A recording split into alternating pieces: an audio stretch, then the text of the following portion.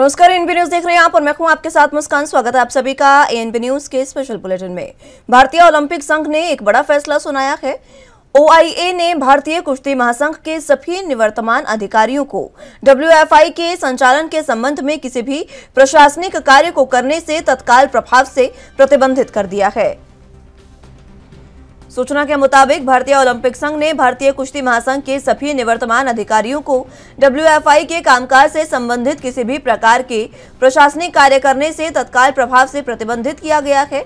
इससे पहले खेल मंत्रालय के निर्देश पर ओआईए ने एक एडहॉक कमेटी का गठन किया था, जो भारतीय कुश्ती महासंघ के गठन के 45 दिनों के भीतर नए सिरे से चुनाव कराने के लिए जिम्मेदार होगी।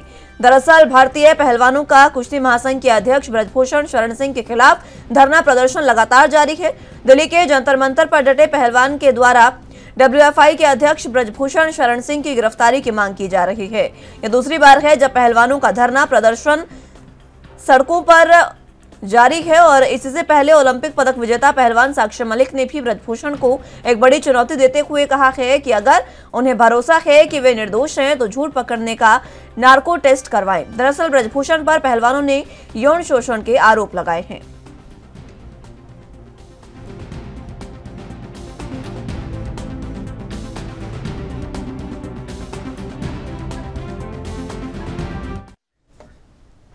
इस खबर पर ज्यादा जानकारी के लिए दिल्ली से संवाददाता राजीव तिवारी हमारे साथ मौजूद हैं। राजीव, क्या कुछ अहम जानकारी जिस तरीके से ओआईए ने अब प्रतिबंध लगा दिया है ओलंपिक के तमाम जो अधिकारी हैं उन पर?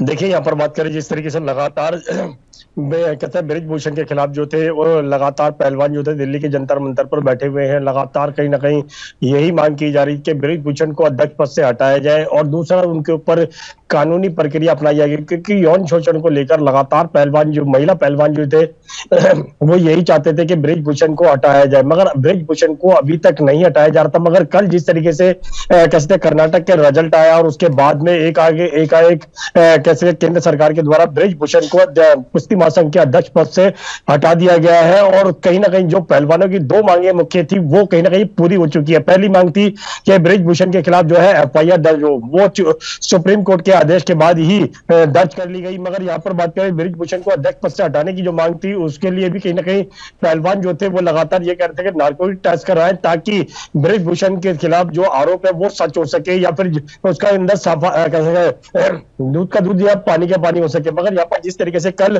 फैसला लिया गया है उससे साफ जाहिर है कहीं ना कहीं ब्रजभूषण को अध्यक्ष पद से हटा दिया गया है। और अब तीसरी मांग जो है पहलवानों की, जिसके लिए कहीं ना कहीं यह कहा जा रहा है कि ब्रजभूषण को जेल भेजा जाए या फिर उनके ऊपर कानूनी कार्रवाई की जाए, वो अभी तक बाकी है। मगर दिल्ली के जंतर मंतर की बात करें तो वहां पर लगभग कह सकते हैं 20 से 22 दिन हो चुके हैं और पहलवान जो है वो दिल्ली के जंतर मंतर पर डटे हुए हैं। समर्थनकारियों की बात करें या फिर विपक्ष की बात करें तो विपक्ष लगातार कहीं ना कहीं पहलवानों के साथ है। किसानों की बात करें, किसान भी लगातार पहलवानों के साथ बिल्कुल दिल्ली के जंतर मंतर मौजूद है और लगातार यही कही जा रहा है कि केंद्र सरकार जो है वो ब्रजभूषण के खिलाफ कानूनी कार्रवाई का इस्तेमाल करे। मगर यहाँ पर दो प्रक्रिया जो है वो अब कहीं ना कहीं मान ली गई है और उसके ब्रजभूषण को अध्यक्ष पद से हटा भी दिया गया है। मगर अब तीसरी मांग जो है वो कब पूरी हो पाएगी ये जरूर देखना होगा। जी राजीव, जिस तरीके से प्रतिबंध लगाया है महासंघ के अधिकारियों पर और कोई भी कार्य करने के लिए यह प्रतिबंध लगाया गया है, अगर इस प्रतिबंध की बात करें तो अब इस प्रतिबंध के तहत किस तरीके की जो कार्य है वो नहीं कर पाएंगे डब्ल्यूएफआई के अधिकारी? देखिए, यहाँ पर बात करें ब्रजभूषण को तो अध्यक्ष कुश्ती महासंघ के सभी पदों से हटा दिया गया है। वो अभी कुश्ती के महासंघ के अंदर कोई भी पद नहीं है और जिसकी वजह से वो कोई भी आदेश किसी को नहीं दे सकते हैं। दूसरा, यहाँ पर जिस तरीके से लगातार यौन शोषण को लेकर ब्रजभूषण के ऊपर कार्रवाई को लेकर पहलवान जो थे वो दिल्ली के जंतर मंतर पर डटे हुए थे और लगभग कह सकते हैं लगभग 3-4 महीने पहले भी वो कहीं ना कहीं दिल्ली के जंतर मंतर बैठे थे। मगर यहाँ पर भी खेल मंत्री की तरफ से एक कमेटी बनाई गई थी, उस कमेटी के आधार पर ही अब इस ब्रजभूषण को हटाया गया है। मैं यहाँ पर बात करें पहलवानों की तो पहलवान 3 महीने बाद जब दिल्ली के जंतर मंतर पर आते हैं तो कहीं ना कहीं एफआईआर को लेकर मांग की जाती है, उनके ऊपर कानूनी प्रक्रिया को लेकर मांग की जाती है। मगर अब जिस तरीके से फैसला लिया है सरकार की तरफ से उससे साफ जाहिर है कहीं ना कहीं ब्रजभूषण को अब अध्यक्ष पद से हटा दिया गया है। मगर अब जो तीसरी मांग है यानी कि ब्रजभूषण के ऊपर कानूनी प्रक्रिया की, वो कब अपनाई जाएगी और दिल्ली पुलिस के द्वारा जो बयान दर्ज किया गया है उसको लेकर भी अब क्या कहते हैं आगे का कदम होगा ये जरूर देखना होगा। मगर कहीं ना कहीं ब्रिजभूषण के ऊपर गाज गिरती हुई बिल्कुल नजर आ रही है, और पहलवान जो है वो कहीं ना कहीं अपने प्रदर्शन को लेकर या फिर ब्रिजभूषण की जो मांग थी, हटाने की मांग थी, वो कहीं ना कहीं पूरी होती हुई नजर आ रही है। मगर यहाँ पर बात करें ब्रिजभूषण के खिलाफ जो पहलवानों का प्रदर्शन था, वो कहीं ना कहीं अब बढ़ता हुआ नजर आ रहा है, और कहीं ना कहीं सरकार के ऊपर भी इसको लेकर दबाव बनता हुआ नजर आ रहा है, जिसकी वजह से कहीं ना कहीं ब्रिजभूषण को अध्यक्ष पद से हटाया गया है। जी, अध्यक्ष पद से हटा दिया गया है, लेकिन अब आगे पहलवानों की जो मांग है कि कानूनी कार्रवाई उस पर हो, उस मांग को किस तरीके से पुलिस देख रही है? देखिए बिल्कुल सही कहा आपने। यहाँ पर बात करें कानूनी प्रक्रिया की, तो उसके लिए कहीं ना कहीं दिल्ली पुलिस जो है वो लगातार अब कहीं ना कहीं प्रयास करती हुई नजर आ रही है, कदम उठाती हुई नजर आ रही है, क्योंकि दिल्ली पुलिस के द्वारा जो कहते हैं FIR दर्ज की गई थी, उसके अंदर अभी तक बयान जो थे वो बिल्कुल पूरी तरीके से दर्ज नहीं किए गए थे। कुश्ती पहलवानों की जो बात करें तो उनके अंदर से जो नाबालिग थी उसका बयान जरूर दर्ज किया गया था, मगर अब दिल्ली पुलिस के पास कहीं ना कहीं कदम उठाने के लिए आगे प्रक्रिया अपनाई जाएगी, और दिल्ली पुलिस अब ब्रिजभूषण के खिलाफ बयान भी दर्ज करेगी, और कहीं ना कहीं कानूनी जो प्रक्रिया होगी वो भी अपनाई जाएगी, क्योंकि अब वो अध्यक्ष पद पे नहीं है, और पहलवान कहीं ना कहीं इससे कहीं ना कहीं काफी संतुष्ट भी होते नजर आ रहे हैं। मगर अब जो तीसरी मांग है, यानी कि जो ब्रिजभूषण के ऊपर कानूनी प्रक्रिया की, वो किस तरीके से अपनाई जाएगी और सरकार की तरफ से कदम क्या उठाया जाएगा, ये तो आने वाला समय ही बताएगा। जी ठीक है राजीव, बहुत शुक्रिया आपका हमारे साथ जुड़ने के लिए और तमाम अहम जानकारी हम तक पहुंचाने के लिए।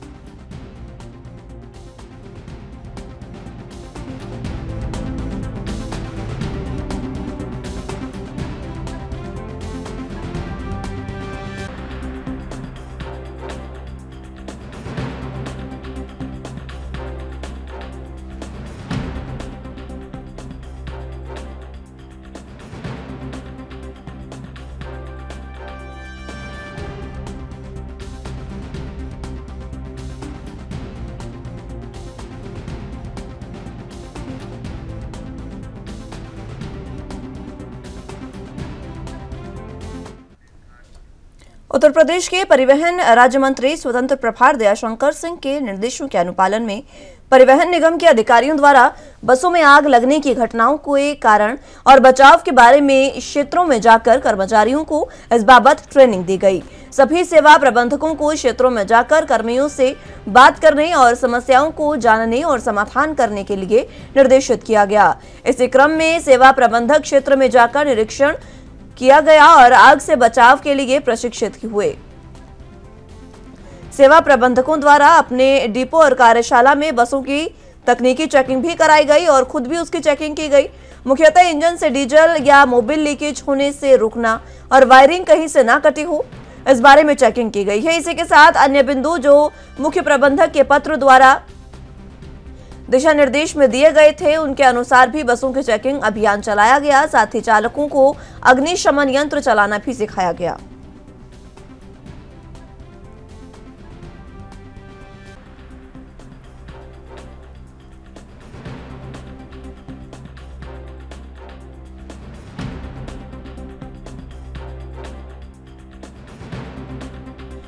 इस खबर पर ज्यादा जानकारी के लिए लखनऊ से संवाददाता ऋषभ गुप्ता हमारे साथ मौजूद हैं। ऋषभ, जिस तरीके से परिवहन राज्य मंत्री ने ये आदेश दिए और उसके बाद परिवहन निगम के सभी अधिकारियों ने बसों की चेकिंग के लिए जागरूकता अभियान चलाया है, क्या कुछ है जानकारी? देखिए, आपको बता दें कि उत्तर प्रदेश राज्य सड़क परिवहन निगम की बसों में लगातार आग लगने जैसी घटनाएं सामने आ रही थी, जिसको लेकर लगातार परिवहन मंत्री चिंतित नजर आ रहे थे। इसको लेकर दयाशंकर सिंह परिवहन मंत्री ने बसों में आग लगने, दुर्घटना जैसी गंभीर चीजों को गंभीरता से भी लिया है और इसके लिए लगातार वो परिवहन निगम के अधिकारियों को निर्देश भी दे रहे हैं। लगातार देखिए, बसों का संचालन पूरी तरीके से जांच पड़ताल के बाद ही हो, जिसके लिए सुरक्षित लोग अपने गंतव्य तक पहुंच सके, इसके लिए लगातार परिवहन मंत्री निर्देश दे रहे हैं। अगर बात की जाए देखिए बसों की कार्यशाला की, तो उसके लिए लगातार निर्देश दे रहे हैं RM, SM, ARM, तमाम ऐसे आला अधिकारी हैं जिनको लगातार ये बसों में चाहे शॉर्ट सर्किट की बात की जाए या तमाम ऐसी चीजें हैं जिनकी बात की जाए, लगातार ये आग लगने जैसी दुर्घटनाएं सामने आ रही थी, जिसको लेकर परिवहन मंत्री जो है चिंतित नजर आ रहे थे। इसको लेकर निर्देश गरीबों को मौका आ रहा है, इसको लेकर लगातार शॉर्ट सर्किट जैसी घटनाएं सामने आ रही थी, इसको लेकर लगातार निर्देश दिए हैं।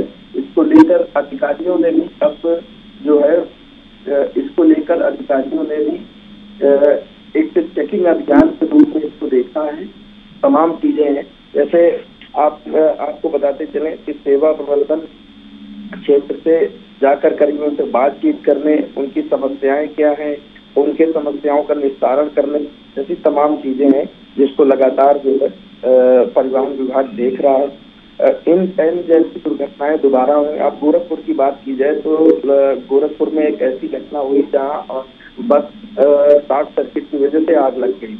इसको लेकर तमाम चीजें सामने आई तो परिवहन मंत्री लगातार इस पर निगरानी बनाए हुए हैं, आला अधिकारियों को निर्देश दे रहे हैं और इसी के क्रम में इस तरह का प्रशिक्षण कार्य किया गया। जी, जिस तरीके से ये परिवहन विभाग द्वारा तमाम जानकारियां ली गई है, अभियान चलाया गया, क्या इसमें कोई ऐसी बसों में खामियां पाई गई जो नहीं होनी चाहिए थी और उनके सुधार के लिए क्या किया जा रहा है? मेंटेनेंस कार्य के लिए बसें कार्यशाला में लाई जाती हैं तो उसमें तमाम तरह की खामियां निकलती हैं, चाहे वो शॉर्ट सर्किट की बात कर ली जाए या इनसे संबंधित बात कर ली जाए।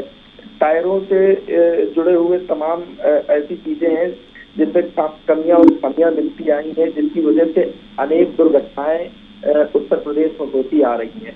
तमाम इन्हीं सब चीजों को रोकने के लिए कार्यशाला में आला अधिकारी चेकिंग कर रखते हैं और इंजन, डीजल, मोबिल तमाम ऐसी चीजें हैं, इनको लगातार चेकन कर रहे हैं अधिकारी। आखिर ये कमियां कहाँ से आ रही हैं, जो निर्देश होते जा रहे हैं या जो कमियां मिलती जा रही हैं उन्हें त्वरित निस्तारित किया जा रहा है।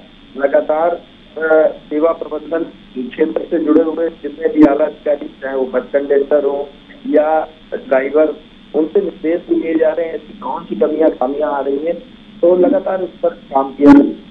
आग लगने के बाद क्या स्थिति है, वाकई में क्या चीजें होनी चाहिए, क्या इक्विपमेंट होने चाहिए, आग से बचाव के लिए क्या क्या चीजें होनी चाहिए, उन पर भी निर्देश लगातार उन पर भी काम हो रहा है। जी ठीक है ऋषभ, बहुत शुक्रिया आपका हमारे साथ जुड़ने के लिए और तमाम अहम जानकारी हम तक पहुंचाने के लिए।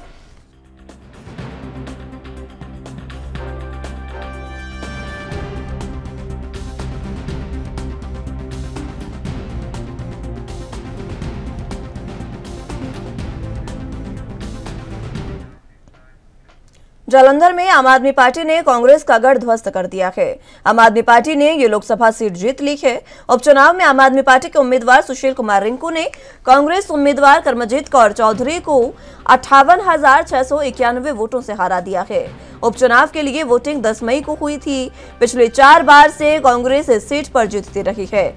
2014 और 2019 में कांग्रेस उम्मीदवार कर्मजीत कौर चौधरी के पति संतोख सिंह चौधरी यहां से चुनाव जीते थे। हालांकि उनके निधन के बाद कांग्रेस सीट गंवा बैठी।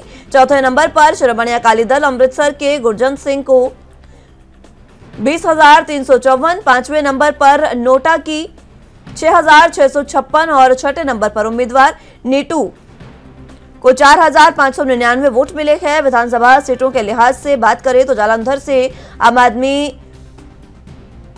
पार्टी उम्मीदवार सुशील कुमार रिंकू को सबसे ज्यादा 13,890 की लीड करतारपुर से मिली। दूसरे नंबर पर जालंधर वेस्ट से 9500 की लीड मिली है। इसके बाद आदमपुर से 8,960, फिलौर और जालंधर कैंट से 7,000, नकोदर से 5,211 और शाहकोट से 273 की लीड मिली है। जालंधर सेंट्रल से आपको 543 और नॉर्थ से 1,259 वोटों की लीड मिली है। हालांकि इस मामले में चुनाव आयोग की तरफ से औपचारिक आंकड़े भी जारी कर दिए गए हैं।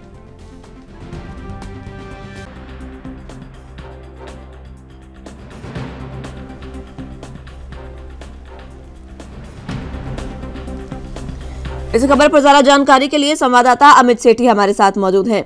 अमित, जिस तरीके से जालंधर में लोकसभा उपचुनाव हुए और इन लोकसभा चुनावों में आम आदमी पार्टी ने बाजी मार ली है और कांग्रेस के गढ़ को ध्वस्त कर दिया है। जी बिल्कुल, अगर कल की बात की जाए तो आम आदमी पार्टी के लिए कल का दिन जो था काफी खुशी भरा जो रहा। वहीं अगर दिल्ली की बात की जाए तो राघव चड्ढा की जिस तरह से कल एंगेजमेंट होती है और उसके बाद जलंधर उपचुनाव की बात की जाए तो आम आदमी पार्टी ने जो है जिस तरह से बड़ी जीत हासिल की है, तो कहीं ना कहीं कल के दिन की अगर बात की जाए तो आम आदमी पार्टी के लिए काफी अच्छा दिन माना गया। और पिछले अगर कांग्रेस की बात की जाए, पिछले लंबे अरसे से जो है कांग्रेस ने जो है जलंधर में पिछले 4 बारी की अगर बात की जाए तो बार बार अब सीट जो है जीत आ रही है। बस अब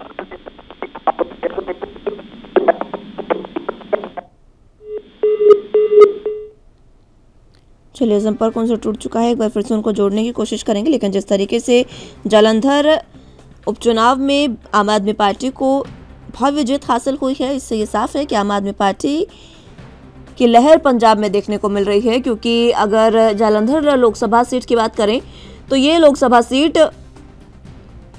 पिछली 4 बार से कांग्रेस जीतती आ रही है और इस बार कांग्रेस के गढ़ को ध्वस्त किया है आम आदमी पार्टी ने। आपको बता दें कि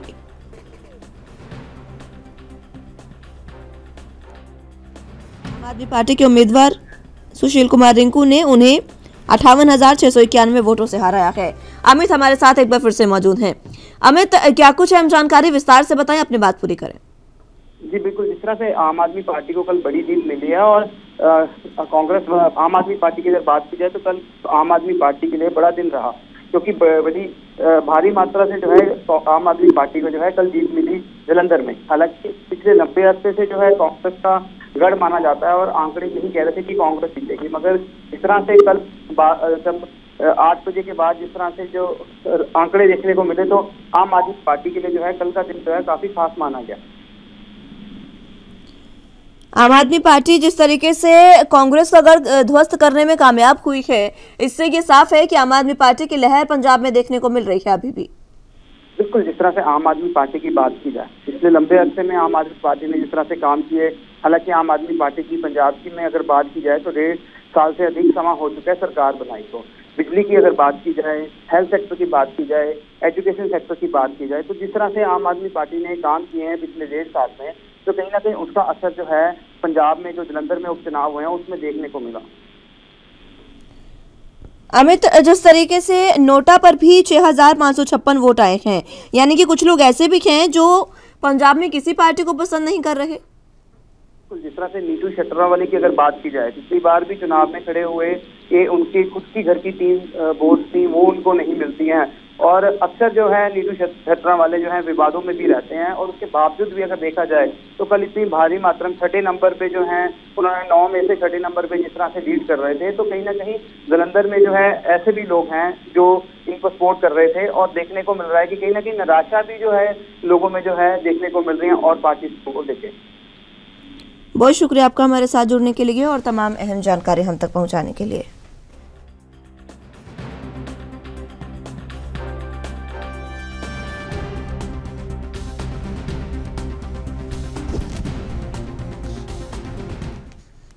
मुख्यमंत्री भूपेश बघेल 14 मई को राजधानी रायपुर और दुर्ग जिले के ग्राम सलूद में आयोजित कार्यक्रमों में शामिल होंगे।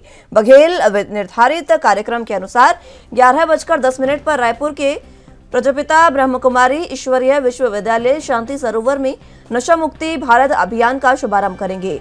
मुख्यमंत्री इसके बाद 11:50 पर विधानसभा हेलीपैड से हेलीकॉप्टर द्वारा रवाना होकर दोपहर 12:05 पर दुर्ग जिले के पाटन विकासखंड के ग्राम सेलूद पहुंचेंगे और वहां सदगुरु कबीर आश्रम में संत समागम समारोह में शामिल होने के बाद दोपहर 1:05 पर रायपुर वापस लौटेंगे।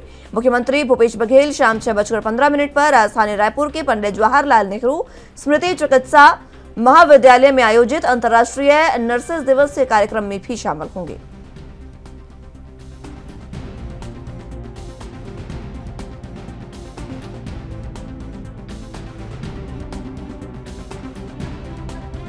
इस खबर पर ज्यादा जानकारी के लिए रायपुर से संवाददाता टिकेश वर्मा हमारे साथ मौजूद हैं। टिकेश, फिलहाल जिस तरीके से मुख्यमंत्री भूपेश बघेल का आज दुर्ग और रायपुर का दौरा है, क्या कुछ अहम जानकारी? जी देखिए मुस्कान, मुख्यमंत्री भूपेश बघेल आज रायपुर और दुर्ग जिले के दौरे पर रहेंगे, जहां पर वो विभिन्न कार्यक्रमों में शामिल होंगे। सबसे बड़ी कार्यक्रम ये है कि मुख्यमंत्री भूपेश बघेल लगातार शराबबंदी को लेकर कह रहे हैं कि सामाजिक क्षेत्र में इसकी शुरुआत की जा सकती है और पहल की जा सकती है, जिसको लेकर आज एक बड़ा कार्यक्रम है नशा मुक्ति अभियान भारत का, जो प्रजापति ब्रह्म कुमारी ईश्वरी विश्वविद्यालय शांति सरोवर में रखा गया है। इसका शुभारंभ मुख्यमंत्री भूपेश बघेल स्वयं करेंगे, जिसके माध्यम से नशा मुक्ति समाज की परिकल्पना को लेकर के लगातार प्रदेश और देश भर में ये अभियान है वो ब्रह्म कुमारी ईश्वरी विश्वविद्यालय द्वारा छेड़ा जा रहा है। तो निश्चित तौर पर एक बड़ा अभियान है और इस अभियान के तहत छत्तीसगढ़ में जो सरकार का जो सपना है वो पूरा होने की दिशा में, क्योंकि मुख्यमंत्री भूपेश बघेल लगातार कह रहे हैं, एक बार फिर से आपको बता दूं कि जिस तरीके से सामाजिक क्षेत्र में इसकी जो शुरुआत है वो की जा सकती है, तो एक बड़ा पहल होने वाला है। मुख्यमंत्री भूपेश बघेल इसके बाद पाटन विकास खंड के ग्राम सेलूद पहुंचेंगे, जहाँ पर सदगुरु कबीर आश्रम में संत समागम समारोह में शामिल होंगे।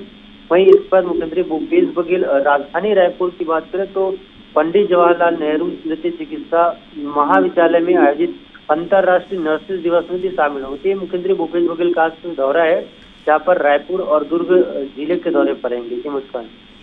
नशा मुक्ति भारत अभियान में मुख्यमंत्री शिरकत करने वाले हैं और खुद उनके मन की ये बात है कि नशे को किस तरीके से प्रदेश से पूर्ण रूप से समाप्त कर दिया जाए, और इसके लिए कई कदम भी उठा रहे हैं भूपेश बघेल।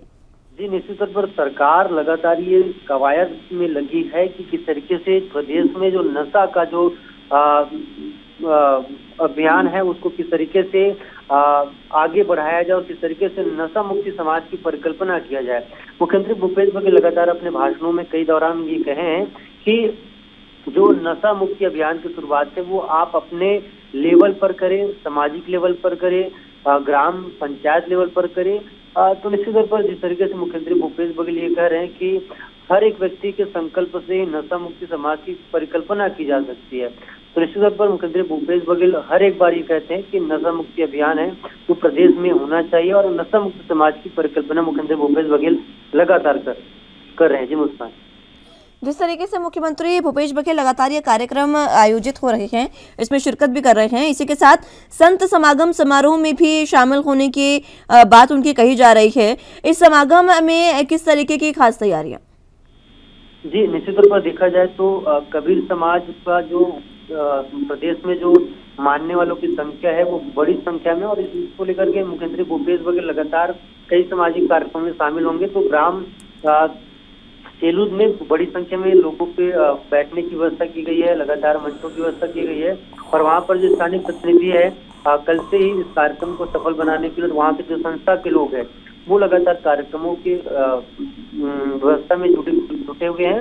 तो कबीर आश्रम में जो संत समागम का कार्यक्रम समारोह है वो कहीं ना कहीं एक बड़ा विशाल कार्यक्रम है, और इसमें कबीर जी की जो महिमा है उसकी वर्णन इस कार्यक्रम में होंगे, और लगातार इस तरीके से मुख्यमंत्री भूपेश बघेल वहाँ पर अपना उद्बोधन देंगे। मुख्यमंत्री भूपेश बघेल के देखा गया कई कार्यक्रमों में जाते हैं, वहाँ पर मुख्यमंत्री भूपेश बघेल घोषणा भी करते हैं, तो घोषणा तो मुख्यमंत्री भूपेश बघेल इस कार्यक्रम में कर सकते हैं। जी मुस्कान। पाटन में सीएम पहुंच रहे हैं आज, तो सुरक्षा व्यवस्था किस तरीके की वहाँ पर? देखिए सुरक्षा व्यवस्था की बात की जाए तो सुरक्षा व्यवस्था काफी टाइट है, और मुख्यमंत्री भूपेश बघेल लगातार जहाँ भी जाते हैं सुरक्षा व्यवस्था दुरुस्त रहते हैं। तो सुरक्षा व्यवस्था की जो तैयारी है उसको लेकर के वहाँ के एडिशनल एसपी और एसपी ने पूरी तैयारी कर चुके हैं। तो निश्चित तौर पर सुरक्षा व्यवस्था की बात किया जाए तो वहाँ पर सुरक्षा व्यवस्था बेहद तगड़ी है। ठीक है टिकेश, बहुत शुक्रिया आपका हमारे साथ जुड़ने के लिए और तमाम अहम जानकारी हम तक पहुंचाने के लिए।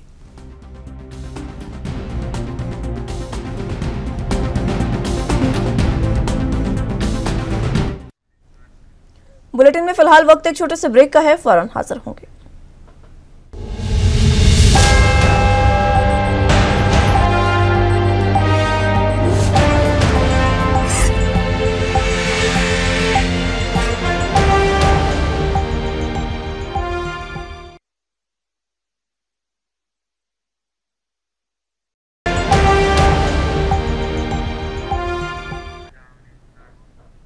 ब्रेक के बाद एक बार फिर से स्वागत है आप सभी का। तो अगली अहम खबरों की ओर रुख करते हैं।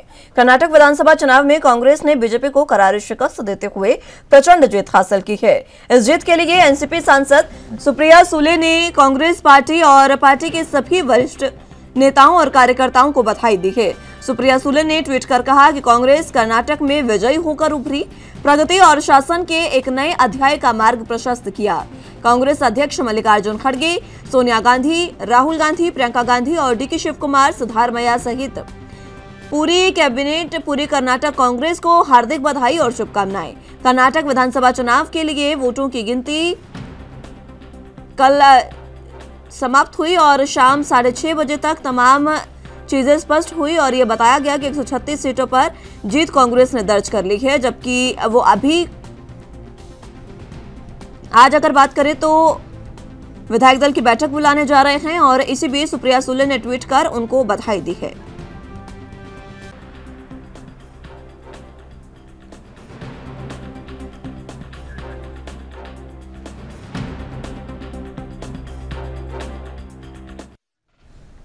कर्नाटक में कांग्रेस ने जीत हासिल कर ली है। इसी पर ज्यादा जानकारी के लिए हमारे साथ मुंबई से सत्यप्रकाश सोनी मौजूद हैं। सत्यप्रकाश, जिस तरीके से कर्नाटक में विधानसभा में जीत हुई है कांग्रेस की और इस जीत में जिस तरीके से सुप्रिया सुले ने ट्वीट किया है और बधाई दी है कांग्रेस को, क्या कुछ इसको लेकर जानकारी? बिल्कुल, देखिए कर्नाटक में कांग्रेस की बड़ी जीत हुई है, वही भारतीय जनता पार्टी की करारी हार हुई है। इस जीत का श्रेय राहुल गांधी को दिया गया, क्योंकि जिस तरह से राहुल गांधी ने भारत जोड़ो यात्रा के दौरान भारत जोड़ो नफरत छोड़ो का नारा दिया, उसको लेकर लोगों ने खूब सराहा और जमकर कांग्रेस को वोट दिया। नतीजन कांग्रेस को बड़ी जीत के साथ 136 से ज्यादा सीटें मिली है, जिसमें कांग्रेस अब अपना मुख्यमंत्री खड़ा करने जा रहा है। दूसरी तरफ भारतीय जनता पार्टी ने भी यह माना कि कुछ गलतियां जरूर हुई है और उन्हें यह स्वीकार भी है और उन्होंने कांग्रेस को बधाई दी है। खासकर देश के प्रधानमंत्री नरेंद्र मोदी ने भी कांग्रेस को बधाई दिया है। इस बीच भारतीय जनता पार्टी की तरफ से कहा गया कि यह जीत एक परिवर्तन की जीत है, क्योंकि कर्नाटक की जनता हर बार जो है चुनाव में नए मुख्यमंत्री बदल देती है, तो ऐसे में कोई नई बात नहीं है। कांग्रेस की जीत हुई है, यह एक्चुअली परिवर्तन की जीत हुई है। अगर यह भारतीय जनता पार्टी की जीत होती तो हम मानते हैं कि सच में जीत हुई है, क्योंकि हर 5 साल में कर्नाटक की जनता अपना मुख्यमंत्री बदल लेती है, क्योंकि उन्हें परिवर्तन चाहिए। अब ऐसे में यह परिवर्तन की जीत है, तो राहुल गांधी या कांग्रेस को ज्यादा इसमें इतराने की जरूरत नहीं है, क्योंकि यह जीत परिवर्तन की जीत है। जी। ऐसे में अगर सुप्रिया सुले की बात करें तो सुप्रिया सुले ने जिस तरीके से बधाई दी है और तरह तरह के बयान हालांकि अलग अलग सामने आ रहे हैं, लेकिन कांग्रेस की इस जीत का कहीं ना कहीं असर कर्नाटक में भी, कर्नाटक के साथ साथ महाराष्ट्र में भी देखने को मिल सकता है। बिल्कुल, कर्नाटक में जीत के साथ ही मुंबई महाराष्ट्र में जश्न मनाया गया। कांग्रेसियों ने पटाखे फोड़े, खासकर न सिर्फ कांग्रेसी बल्कि शिवसैनिक और एनसीपी के कार्यकर्ताओं ने भी खुशियां जाहिर की, क्योंकि काफी लंबे समय से कांग्रेस को इस तरह की जीत का इंतजार था, क्योंकि विपक्ष में अगर कोई सबसे ज्यादा मजबूत है वह कांग्रेस है। अब देश में विपक्ष की भूमिका बेहद अहम हो जाती है, खासकर प्रगति और सुशासन के लिए।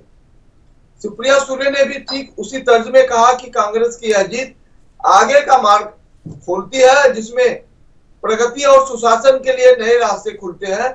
ऐसे में कांग्रेस की इस जीत को कांग्रेस अध्यक्ष एक खड़से और राहुल गांधी जैसे तमाम बड़े नेताओं को सुप्रिया सुले ने बधाई दिया है। खासकर एनसीपी के तमाम नेताओं ने कांग्रेसियों को बधाई दिया है। जी। जिस तरीके से महाराष्ट्र में जश्न मनाया गया है, इसके बाद क्या सुप्रिया सुले के अलावा शिवसेना की तरफ से कोई बयान सामने आया, उद्धव ठाकरे की तरफ से कोई बयान सामने आया? क्योंकि अभी भी महाविकास अघाड़ी जो गठबंधन है वो जारी है और आने वाले लोकसभा चुनावों में अगर ये गठबंधन ऐसे जारी रहा और कांग्रेस की इसी तरीके से आगे बढ़ती रही तो शायद महाराष्ट्र में भी कांग्रेस कहीं ना कहीं आ सकती है। बिल्कुल, देखिए शिवसेना भी यही कहती है कि एकता में बल है। ऐसे में हम सब एकजुट रहेंगे तो भारतीय जनता पार्टी को करारी शिकस्त दे सकते हैं, जैसा कर्नाटक में दिया गया है। अब ऐसे में सभी दल को एकजुट करने के लिए लगातार विपक्ष प्रयास कर रहा है, चाहे वो एनसीपी हो, चाहे वो शिवसेना या फिर कांग्रेस, लगातार कोशिश कर रही है कि आने वाले विधानसभा चुनाव, आने वाले मुंबई महानगर पालिका चुनाव और लोकसभा चुनाव में एकजुटता दिखानी बेहद जरूरी होगी, जिसके लिए तमाम दल जो है लगातार बैठकें भी करते रहते हैं। ऐसे में शरद पवार इस राजनीति के जो बेहद चाणक्य माने जाते हैं, उन्होंने भी यह माना कि अगर एकजुट हम रहेंगे तो आगे वाले समय में भारतीय जनता पार्टी को करारी शिकस्त देने के लिए हम तैयार रह सकते हैं। सत्यप्रकाश, ऐसे में जिस तरीके से तमाम बयानबाजी सामने आ रही है, महाराष्ट्र की राजनीति पर तो असर है ही, साथ ही साथ अगर विपक्ष की बात करें, बीजेपी की बात करें, तो वहां से क्या बयान सामने आए हैं? देखिए, भारतीय जनता पार्टी ने यह माना है कि ये परिवर्तन की जीत हो गई है। ऐसे में भारतीय जनता पार्टी के विधायक श्री अतुल भातखळकर जी से जब हमारी कल बात हो रही थी, तभी उन्होंने कहा कि यह राहुल गांधी और कांग्रेस की जीत नहीं है, यह परिवर्तन की जीत है। ऐसे में कर्नाटक की जनता परिवर्तन चाहती थी, जो परिवर्तन हुआ है। एक बार फिर से भारतीय जनता पार्टी पूरी कोशिश करेगी और आने वाले समय में भारतीय जनता पार्टी का नंबर होगा, इस तरह की बात जो है भारतीय जनता पार्टी कर रही है। हालांकि उन्होंने जरा भी संकोच नहीं किया कि राहुल गांधी और कांग्रेस को इस जीत के लिए बधाई भी दी। ठीक है, बहुत शुक्रिया आपका हमारे साथ जुड़ने के लिए और तमाम अहम जानकारी हम तक पहुंचाने के लिए।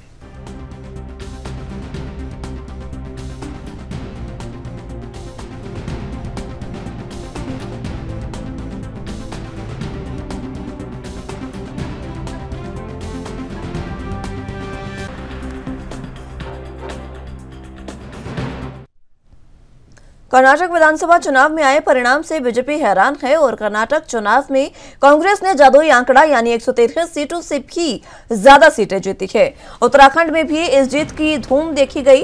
कांग्रेस ने जीत की खुशियों में खूब आतिशबाजी और ढोल नगाड़े बजाए। कर्नाटक चुनाव परिणाम के बाद प्रदेश कांग्रेस नेताओं का कहना है कि कर्नाटक चुनाव में जीत के बाद बदलाव की शुरुआत हो गई है और पहली बार बीजेपी अपना झूठ बेचने में नाकाम रही है।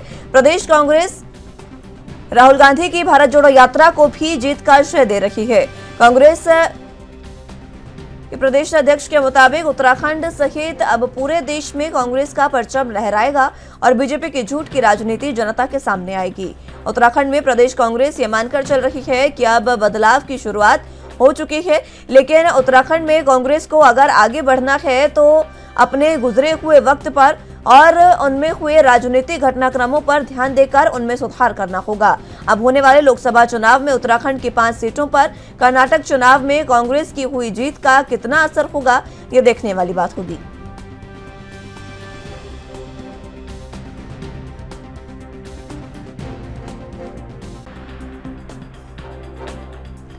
इस खबर पर ज्यादा जानकारी के लिए देहरादून से संवाददाता तारिक अंसारी हमारे साथ मौजूद हैं। तारिक, जिस तरीके से हमने देखा कि कर्नाटक चुनाव में जीती है कांग्रेस और बदलाव की शुरुआत उत्तराखंड में देखने को मिली है, ये कहना है प्रदेश अध्यक्ष करण महरा का। बिल्कुल मुस्कान, मैं आपको बता दूं, जिस तरीके से कर्नाटक में कांग्रेस उंगली के बाद जो है यहाँ पर उत्तराखंड में कांग्रेसियों ने खूब आतिशबाजी की, ढोल नगाड़े बजाए और साफ तौर पर प्रदेश अध्यक्ष जो करण महरा है उनका ये कहना था कि बदलाव की शुरुआत हो चुकी है। इस बार बीजेपी का झूठ नहीं बीजेपी का है। निश्चित ही उत्तराखंड में भी जो है बदलाव की शुरुआत होगी, क्योंकि यहाँ पर भी लोकसभा का चुनाव आने वाला है और मैं यहाँ की बात कर दूं, यहाँ पर लोकसभा की 5 सीटें जिन पर बीजेपी का कब्जा है, तो जाहिर तौर पर प्रदेश अध्यक्ष का यही कहना है कि उत्तराखंड में भी जो है बदलाव होगा और बदलाव की शुरुआत हो गई है। निश्चित तौर पर ही जो है कांग्रेस अपना परचम लहराएगी, लेकिन अब सवाल ही उठता है कि गुटों में बटी उत्तराखंड कांग्रेस एक कैसे होगी, क्योंकि लगातार अगर मैं प्रदेश प्रभारी की बात करूं, देवेंद्र यादव की तो उन पर भी सवाल उठते रहे हैं। इसके अलावा मैं बात करूं नेता प्रतिपक्ष की, तो उन पर भी सवाल उठते रहे हैं, प्रदेश अध्यक्ष पर भी सवाल उठते रहे हैं।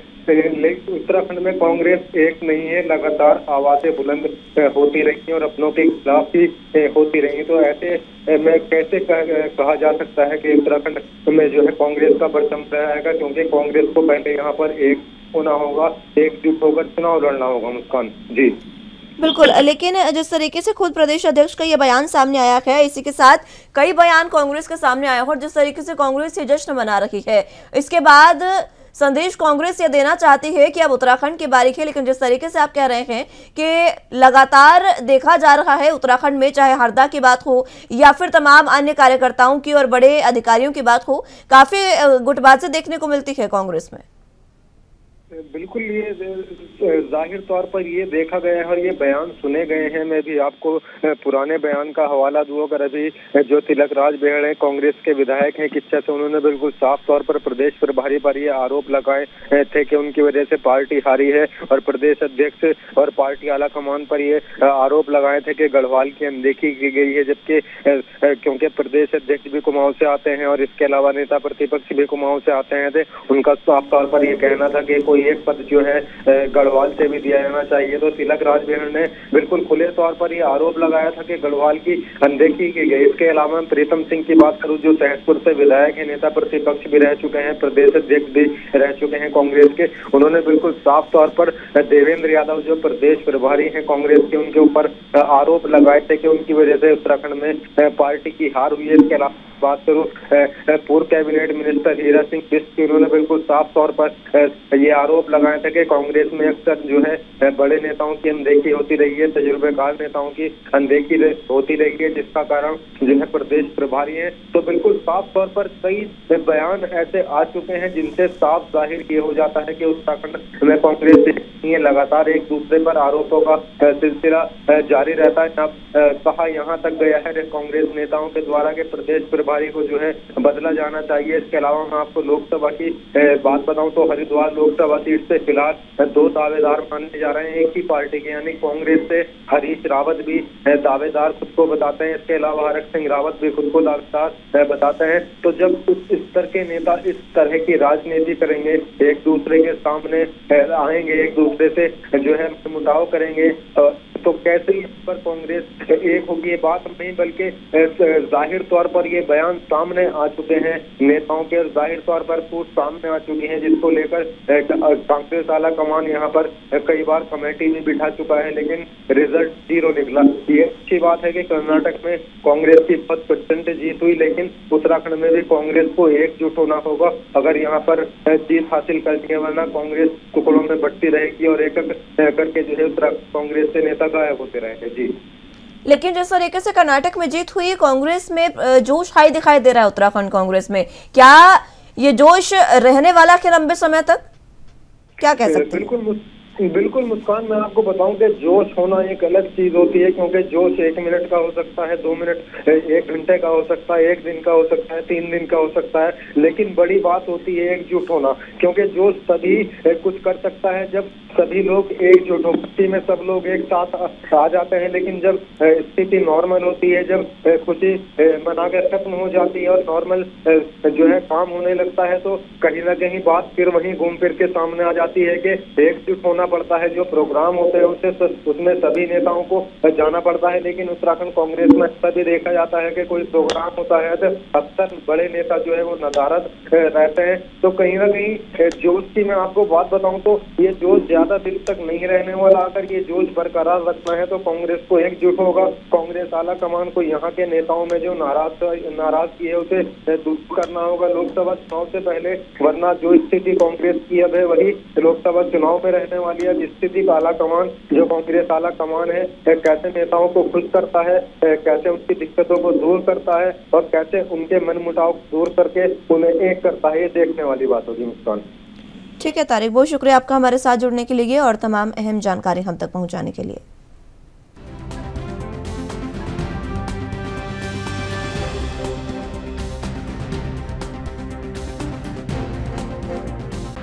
तो देखा है हमने राजस्थान में, छत्तीसगढ़ में, हिमाचल प्रदेश में, जहाँ जहाँ कांग्रेस पार्टी की सरकारें हैं वहाँ हमने अपनी जो योजनाएं लागू की, उन्होंने उस पर विश्वास किया। राजस्थान में आज हमारी सरकार 500 रुपये का सिलेंडर बेच रही है, दे रही है आम जनता को, तो 25 लाख रुपए तक का इलाज फ्री हो रहा है।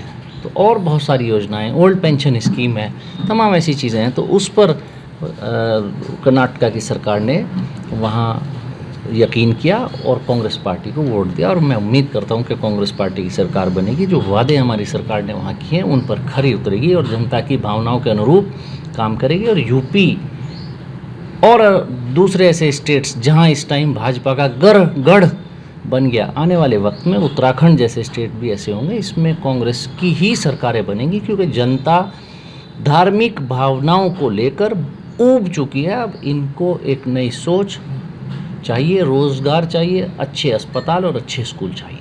देखिए, लोकतंत्र के भीतर जनता अपने मत को देती है। हमारा देश जो है वो एक मजबूत लोकतंत्र है। वहाँ की जनता का जो निर्णय है उसका हम लोग जो है वो सिरोधार्य करते हैं, और जो हमारी कमियां रह गई उनको हम दूर करने का प्रयास करेंगे। ये तो चुनाव अंकगणित के खेल होते हैं और उसमें कई बार कुछ कमियां रह जाती हैं जिसकी वजह से सफलता नहीं होती।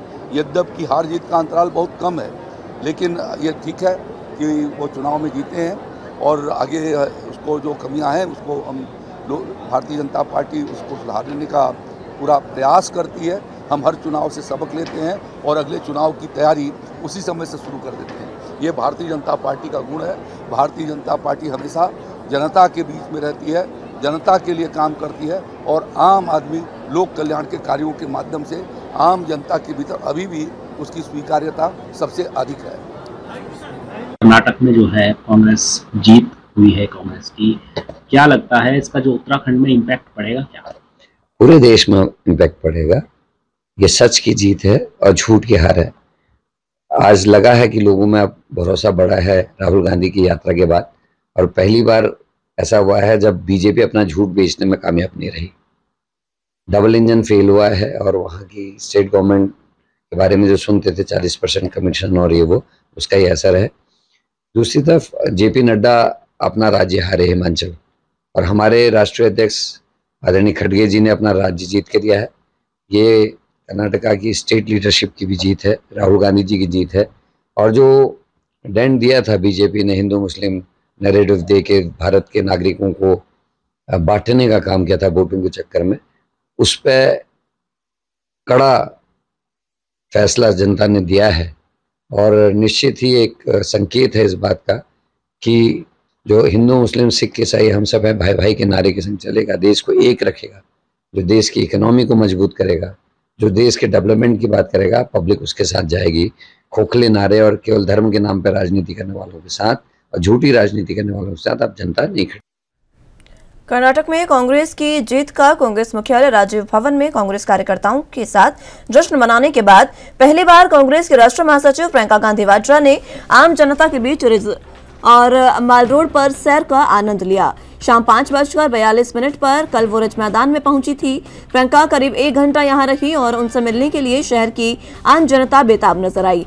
किसी ने उन्हें पुष्पगुच्छ भेंट किया और किसी ने उनके साथ सेल्फी भी ली। माल रोड पर उनके घूमते समय लोगों की भीड़ लग गई थी। प्रियंका के इस अंदाज ने लोगों का मन जीत लिया।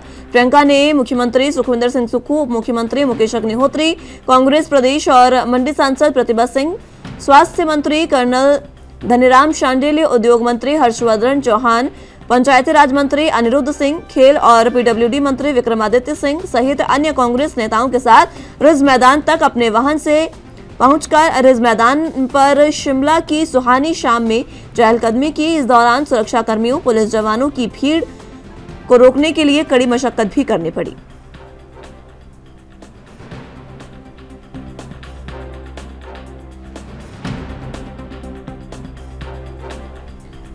इस खबर पर ज्यादा जानकारी के लिए हिमाचल प्रदेश से ब्यूरो चीफ टीना ठाकुर हमारे साथ मौजूद हैं। टीना जी, जिस तरीके से प्रियंका गांधी वाड्रा कर्नाटक में जीत के बाद इतनी खुश नजर आई कि वो सैर करने के लिए निकली हैं और सैर का आनंद उन्होंने जनता के बीच लिया, किस तरीके की तस्वीरें वो रखी?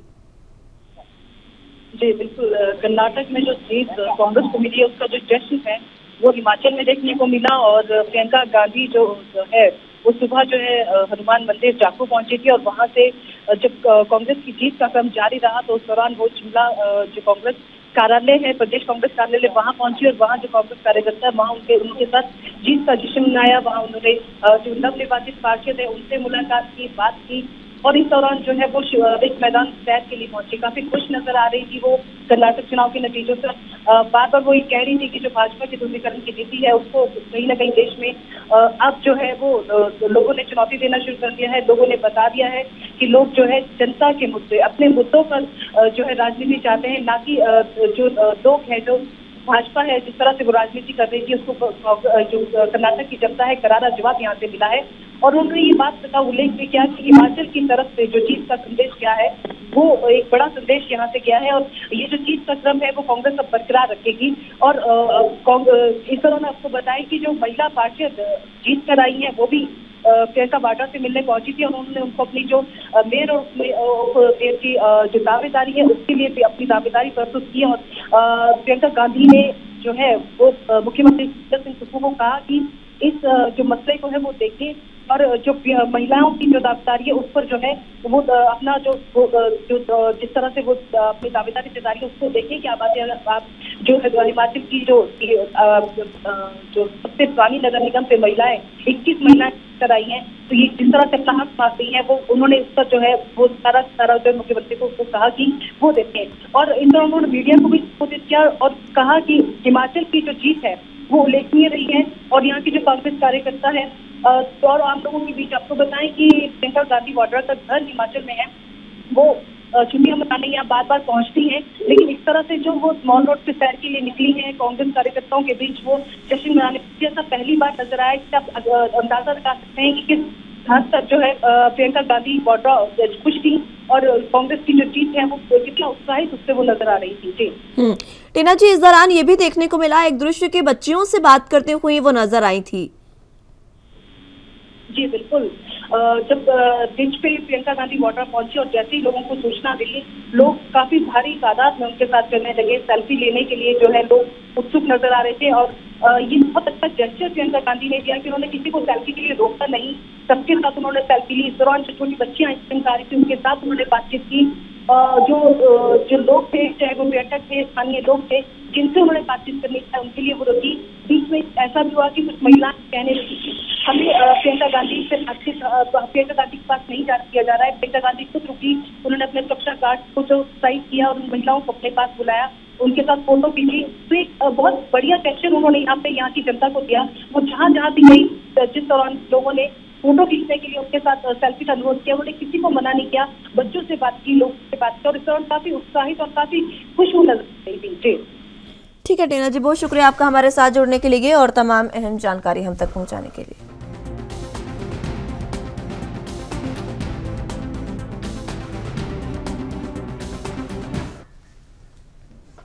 जम्मू कश्मीर के उरी सेक्टर में आतंकियों की घुसपैठ की कोशिश नाकाम कर दी गई है। आतंकवादियों ने सुरक्षा बलों पर फायरिंग की, जिसके बाद जम्मू कश्मीर के बारामूला जिले के उरी सेक्टर में घुसपैठ की कोशिश को सुरक्षा बलों ने नाकाम कर दिया है। पूरे इलाके में सर्च ऑपरेशन शुरू किया गया। कश्मीर में G20 बैठक होने के कारण पाकिस्तान को यह रास नहीं आ रहा है और घाटी में अशांति दिखाने के लिए वो लगातार साजिश रच रहा है। इसको नाकाम करने के लिए सुरक्षा बल अलर्ट पर हैं। उससे उरी सेक्टर में शनिवार सुबह सीमा पार से कुछ लोगों ने घुसपैठ का प्रयास किया, इसे सुरक्षा बलों ने नाकाम कर दिया। साजिश को फेल होता देख घुसपैठियों ने जवानों पर फायरिंग कर दी और जवानों ने इसकी मुंहतोड़ जवाब भी इसका दिया। इसमें कुछ घुसपैठियों को गोली लगने के बाद पीओके की तरफ भागने की आशंका है। सूत्रों के अनुसार फायरिंग में एक सैन्य अफसर के जख्मी होने की भी जानकारी मिली है। अभी तक सेना ने इस बारे में कुछ नहीं कहा है। सीमा पार फायरिंग के दौरान पाकिस्तान की तरफ से घटनास्थल पर एक क्वाडकॉप्टर उड़ाया गया। जब जवानों ने इसे फायरिंग कर मार गिराया, इसकी कोशिश की तो उसे वापस ले लिया गया था।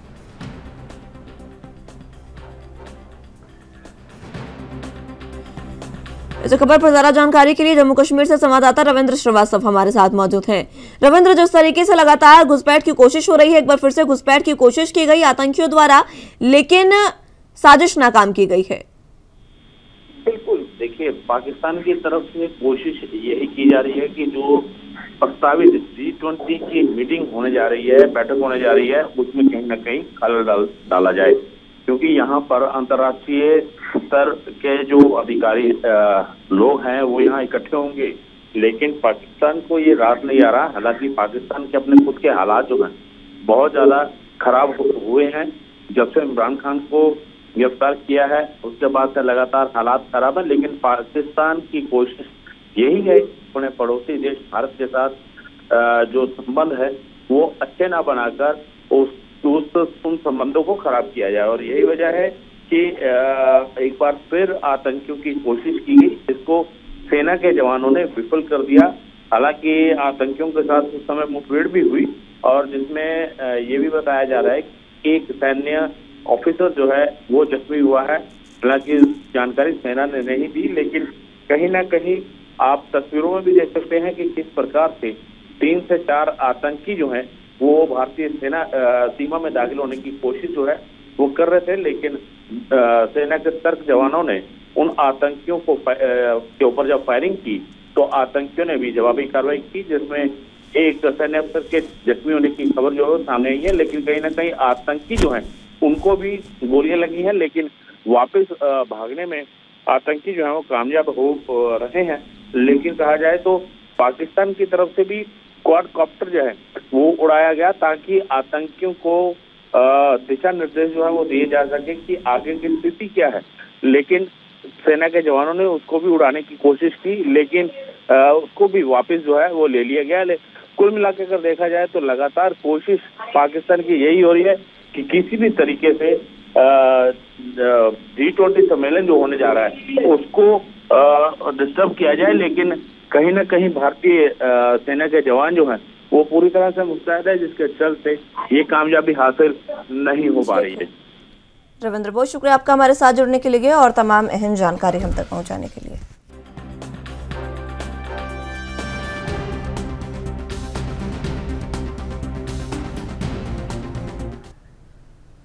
फिलहाल के लिए मेरे साथ इस बुलेटिन में बस इतना ही। तमाम अहम खबरों के लिए आप देखते रहिए ANB न्यूज़।